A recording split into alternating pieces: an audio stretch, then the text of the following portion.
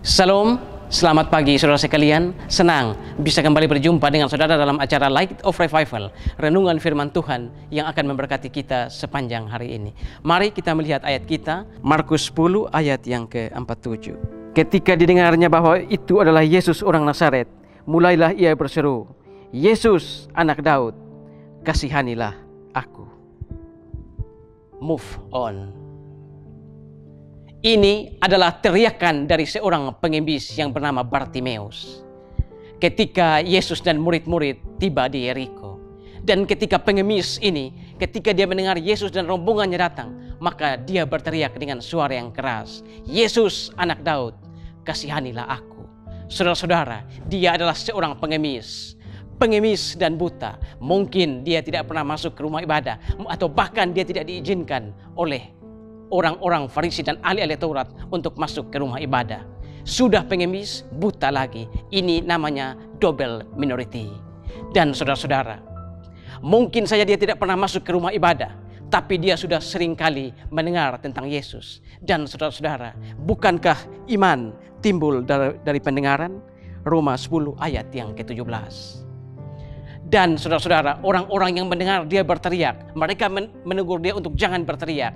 Mereka menegur dia bukan karena suara teriakannya yang keras, tapi mereka terganggu dengan teriakannya, "Yesus, anak Daud." Mereka sangat terganggu karena bukankah Yesus adalah tunas adil bagi Daud? Yeremia 23 ayat yang ke-5.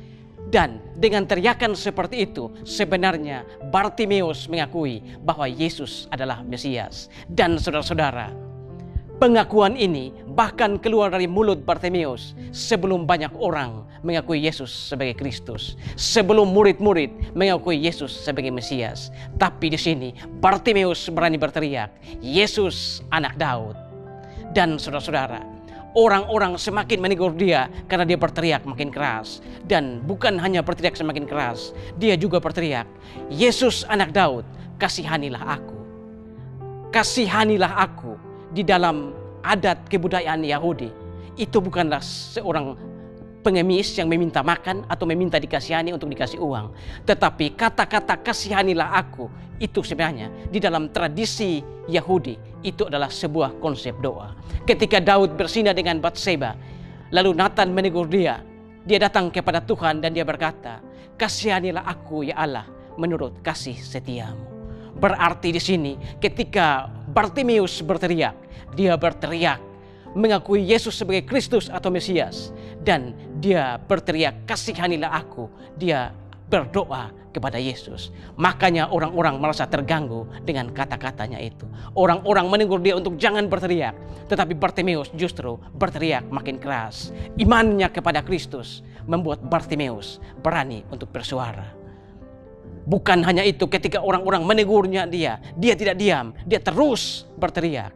Iman kepada Yesus Kristus membuat dia juga berani untuk menghadapi tantangan. Dan saudara-saudara, ketika Yesus mendengar teriakan dari Bartimeus ini, Yesus pun menghentikan langkahnya. Saudara-saudara, iman selalu membuat Tuhan tertarik pada kita. Iman selalu membuat hati Tuhan tertarik pada orang-orang beriman. Yesus berhenti kemudian mengatakan, "Panggil dia." Orang-orang berkata kepada dia, "Bangkit, kuatkan hatimu, dia memanggilmu." Ini seakan-akan Bartimeus sedang membuat sebuah kesalahan. Tapi Bartimeus segera bangkit, kemudian dia melemparkan jubahnya. Melemparkan jubah di dalam adat atau kebudayaan Yahudi itu bukan semacam orang mau berkelahi, tetapi melemparkan jubah itu artinya dia meninggalkan kehidupan yang lama. Dia mau keluar dari zona nyaman, dia mau move on dari kehidupannya yang lama. Saudara-saudara, jawaban doa belum ada, mujizat belum ada kesembuhan, tapi Bartimeus berani untuk move on, keluar dari kehidupan yang nyaman, dan dia datang menghadap pada Yesus. Ketika dia ada di hadapan Yesus, Yesus bertanya, "Apa yang ingin aku lakukan untuk engkau?" Bartimeus menjawab, "Rabuni, supaya aku dapat melihat."